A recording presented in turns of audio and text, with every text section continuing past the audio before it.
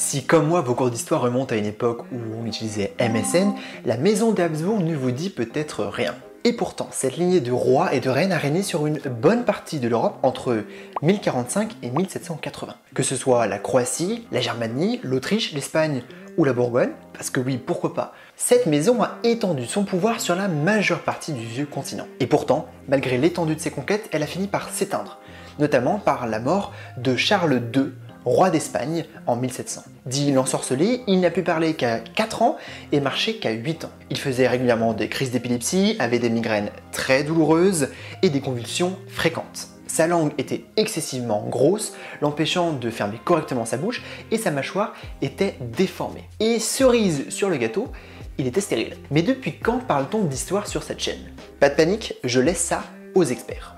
Si Charles II et sa lignée nous intéressent aujourd'hui, c'est parce qu'il pratiquait avec un certain panache la doctrine des mariages au sein d'une même famille. L'occasion rêvée de parler ensemble de l'origine de toutes ces maladies et de ces malformations, la consanguinité. Promis, on ne fera pas de blagues sur les gens du nord de la France.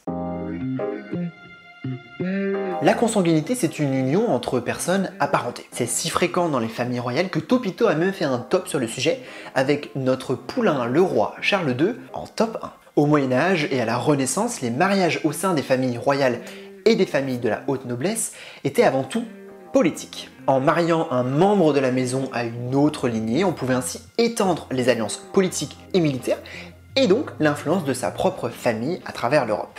C'est donc ce qu'ont fait les Habsbourg à travers les siècles, et ce qui leur a permis de gouverner sur une bonne partie du vieux continent. Il suffit de regarder la liste des souverains issus de la maison d'Habsbourg pour s'en convaincre. Problème, à force d'étendre la maison par le mariage, les descendants de toutes les familles royales ont tous une origine commune. Comme il était inconcevable qu'un homme ou une femme de sang royal s'unisse à une personne d'un rang social inférieur, il ne reste plus qu'une seule solution, un mariage avec une personne de la même famille. Si on regarde seulement la lignée espagnole des rois de cette maison, en 200 ans, 9 mariages sur 11 ont lieu entre personnes apparentées au 3e degré ou moins. On se croirait dans Game of Thrones.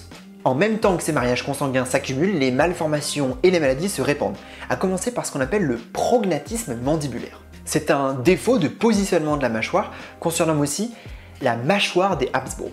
On se demande pourquoi. Et vous allez voir, ce n'est qu'un début. Au centre de cette question de consanguinité, il y a la notion d'hérédité. On a justement parlé d'hérédité dans la vidéo des petits pois de Mendel. C'est peut-être le moment d'aller y jeter un coup d'œil si vous l'avez raté. Ces mariages incessants entre cousins ont fait exploser le compteur de la consanguinité jusqu'à Charles II et tous les problèmes de santé dont on a parlé.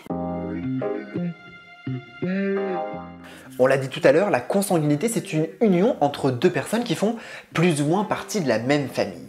Mais concrètement, quels effets la consanguinité a sur le corps humain? Et pourquoi est-ce qu'elle conduit à des maladies et des malformations? Pour répondre à cette question, on va faire un peu de génétique. Certaines maladies sont causées par une modification bien précise de l'ADN qui est contenu dans chacune de nos cellules. Quand on regarde à cet endroit sur l'ADN, il y a deux versions qui existent. La version normale, qu'on note grand A par exemple, et la version petit a, qui est responsable de la maladie. Et comme chaque être humain a dans chaque cellule deux copies de son ADN, une même personne peut porter grand A et petit a en même temps. Sans rentrer dans les détails, c'est souvent la version normale codée par grand A qui gagne la compétition. C'est-à-dire que la fonction qui est codée par le gène est assurée correctement, même si petit a est présent. La personne n'est donc pas malade. Ça veut dire que si on prend une population, plusieurs personnes peuvent être porteuses de la modification responsable de la maladie, mais sans être elles-mêmes malades. Pour illustrer ça, voici 100 personnes pour lesquelles on regarde la présence ou l'absence de cette modification de l'ADN. Sur les 100 personnes, 2% sont porteuses de petit a. Mais comme elles ont aussi grand A, tout va bien, elles ne sont pas malades. Dans notre société actuelle, on peut simplifier à l'extrême en disant que les rencontres et les unions se font grosso modo au hasard. Par exemple, entre cette personne grand A et celle-ci grand A, petit a. Chacun transmet l'une des deux versions de façon aléatoire. Et l'enfant reçoit donc forcément grand A. Et ensuite, soit grand A, soit petit a. Résultat, cet enfant ne peut pas être malade. Si on regarde la même chose à l'échelle de la population, le risque qu'un enfant soit petit a est en fait de 1 sur 1000. Si certains veulent faire un peu de probabilité, je vous laisse mettre la vidéo sur pause. Et pendant que les fans de Proba sont occupés, abonnez-vous et activez les notifications pour être prévenus quand la prochaine vidéo de la biologie sortira. Ça y est ? On a récupéré tout le monde? Ce que cette petite expérience nous montre, c'est que dans une population de grande taille, si les unions sont au hasard, les gens ont peu de chances d'être malades à cause de cette modification. Mais maintenant, que se passe-t-il si l'enfant est issu d'une union façon Habsbourg? Pour le comprendre, on va prendre le cas le plus extrême, une union entre un frère et une sœur. Bien avant les Habsbourg, c'était ce qui se faisait fréquemment, par exemple dans les dynasties égyptiennes. Soyez gentils, ne tentez pas de reproduire ça chez vous. On reprend le couple de tout à l'heure, mais cette fois-ci, ils ont deux beaux enfants, un garçon et une fille. Mais ces deux enfants sont tous les deux grand A, petit a. Si une fois adultes, ils ont eux-mêmes un enfant, ils ont alors 25% de risque que celui-ci soit petit a, et donc qu'il soit malade. Cet exemple, il est extrême, mais il montre bien l'élément clé de la consanguinité. La consanguinité augmente le risque qu'une personne présente 2 fois la modification de l'ADN qui conduit à une maladie. Chez les Habsbourg, il n'y a pas eu d'union entre un frère et une sœur, mais l'accumulation de mariages entre cousins ou entre oncles et nièces aboutit au même résultat. Dans cet article, au titre assez clair, les dynasties royales comme laboratoire de la consanguinité, les chercheurs ont analysé l'arbre généalogique de la famille des Habsbourg pour déterminer à quel point notre compteur de consanguinité est dans le rouge. Sans surprise, la personne qui est la plus consanguine est notre poulain Charles II, avec un score de 25%, c'est-à-dire qu'il était autant consanguin que si ses parents étaient frères et sœurs. On a donc d'un côté une famille royale très consanguine et de l'autre maladie, problèmes de fertilité et malformations. On peut donc rapidement imaginer que les deux soient liés. La consanguinité, elle affecte toutes les positions de l'ADN. C'est donc potentiellement pas une, mais plusieurs modifications et donc plusieurs maladies qui peuvent s'accumuler au sein d'une même famille. Ce que nous dit la théorie, c'est que plus une population ou une famille est consanguine et plus sa fertilité va se réduire, en même temps que les problèmes de santé vont se généraliser. En analysant 300 ans de l'histoire des Habsbourg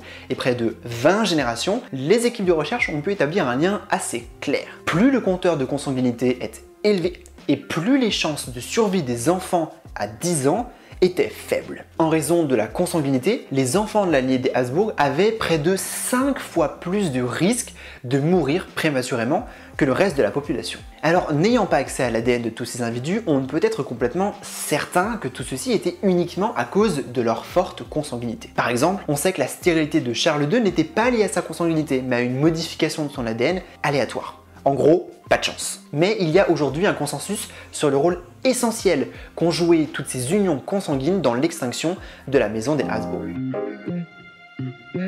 Aujourd'hui, le risque il est bien plus limité. La très grande majorité des unions qui ont lieu en France ou même en Europe se font entre des personnes qui n'ont pas de famille en commun. Et la consanguinité de la population française a encore diminué à partir du XXe siècle avec les grandes migrations qui ont lieu entre les continents. La diversité qui caractérise notre population est donc une grande force d'un point de vue de santé publique. Mais il existe encore des populations qui sont à risque, car elles vivent plus isolées. Je vous vois venir et non, j'ai dit que je ne ferai pas de blagues sur les gens du nord de la France. Par contre, bien plus au nord, il y a l'Islande. Ah, l'Islande, avec ses volcans au nom imprononçable, sa capitale aussi peuplée que Limoges, et son appli pour s'assurer qu'on pécho pas sa cousine. Étant donné qu'il n'y a qu'un peu plus de 300 000 habitants en Islande et que l'immigration est très faible, le risque d'inceste est assez élevé. Alors pour éviter ça, il y a Islandiga App.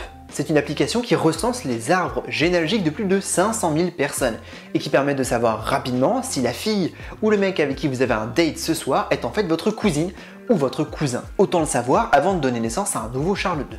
Et d'ailleurs, l'Islande n'est pas la seule dans cette situation. La Finlande est dans une situation assez similaire à l'Islande, même si sa population est un peu plus grande. Voilà, c'est tout pour aujourd'hui. Merci d'avoir regardé cette vidéo jusqu'au bout. Si elle vous a plu, partagez-la, ça permet de faire connaître cette chaîne et mon travail.